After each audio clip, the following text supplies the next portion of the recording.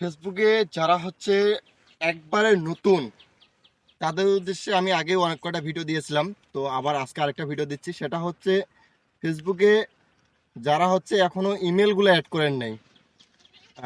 Email বলতে হচ্ছে ফেসবুকে কিন্তু মেন যে মাদার প্রোফাইল আছে আপনার পেজে না, পেজে যারা কাজ করতেছেন তাদের কিন্তু একটা মাদার প্রোফাইল আছে। ওই মাদার প্রোফাইলে আপনারা হচ্ছে ইমেল সেট আপ করতেছেন না। আর হচ্ছে অনেকে হচ্ছে ফেসবুকে যারা কাজ করতেছে টু ফ্যাক্টর সেট করতেছে না। টু ফ্যাক্টর সেট না করার কারণে আপনার আইডিটা যে কোনো সময় কিন্তু হয়ে যেতে পারে, যে কোনো সময় হ্যাক হয়ে যেতে পারে। তো এই জন্য আমি বলবো যে টু ফ্যাক্টরটা সেট করবেন। পাশাপাশি হচ্ছে আপনাদের যে মাদার আইডিটাতে, সেটার কথা বলতেছি, সেটাতে হচ্ছে ইমেল অ্যাড করবেন। আরেকটা এমন একটা ফোন নাম্বার অ্যাড করবেন যেই ফোন নাম্বারে হোয়াটসঅ্যাপ খোলা আছে, যেই ফোন নাম্বারটাতে পারলে হচ্ছে আপনারা নতুন একটা সিম তুলে ওইটাতে হোয়াটসঅ্যাপ চালু করে আপনারা ওই ফোন নাম্বারটা দিয়ে রাখবেন। কারণ হচ্ছে ওই ফোন নাম্বারটা যেন কেউ না জানে যে ওই ফোন নাম্বার আপনার মাদার প্রোফাইলে আছে। কারণ ওই ফোন নাম্বার যদি কেউ জানে, তাহলে ওই ফোন নাম্বারে ওটিপি পাঠানোর চেষ্টা করবে বা লগ ইনের চেষ্টা করবে। আর যে ইমেলটা দিবেন, অনেকে ইমেল দেন কি, এমন একটা ইমেল দেন যে ইমেলটা পুরো ফ্রেন্ড সার্কেলের কাছে পরিচিত। কারণ ফ্রেন্ড সার্কেলের কাছে যখন ওই ইমেলটা পরিচিত হবে, তখন কিন্তু ওই ইমেলটা দিয়ে সবাই হ্যাক করার চেষ্টা করবে, যেই আইডি দিয়ে থাকতে পারে। তখন কিন্তু আপনার আইডিটা হ্যাক হওয়ার সম্ভাবনা থাকবে।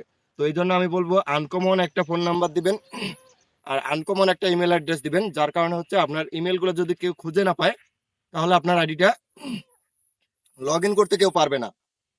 আর হ্যাক হওয়ার তো সম্ভাবনাই নেই। আর হচ্ছে এমন একটা পাসওয়ার্ড দেন, পাসওয়ার্ড কিন্তু আমি দেখাচ্ছি, এই যে এখানে নিচে দেখতে পারতেছেন, এই সিস্টেমের পাসওয়ার্ড দিবেন।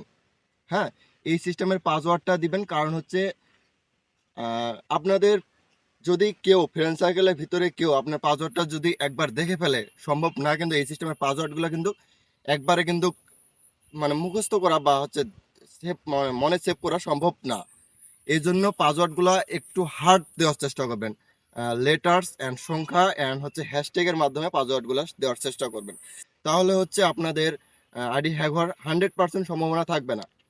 এইগুলাই হচ্ছে আসল কারণ হচ্ছে ফেসবুক হ্যাক হওয়ার। আর বিশেষ করে যেগুলো ভুল, সেগুলো হচ্ছে মানে কমন ইমেলগুলো ব্যবহার করেন ফেসবুক মাদার প্রোফাইলে। তারপর হচ্ছে আহ, যেগুলো হচ্ছে কমন ফোন নাম্বার, এগুলো ব্যবহার করেন। এগুলোর কারণে আপনার হচ্ছে আইডি হ্যাক হয়ে যায়। অনেকের, আমার ফ্রেন্ড সার্কেলের ভিতরে অনেকের আইডি হ্যাক হয়ে গেছে, ছোট্ট ছোট্ট আইডিগুলো, যেগুলোতে মানে এখনো কোনো সম্ভাবনাই নেই যে এগুলো দিয়ে ইনকাম হবে। এমন একটা পর্যায়েও যায়নি, 2000 ফলোয়ার্স দিয়ে কোনোদিনও ইনকাম হয় না।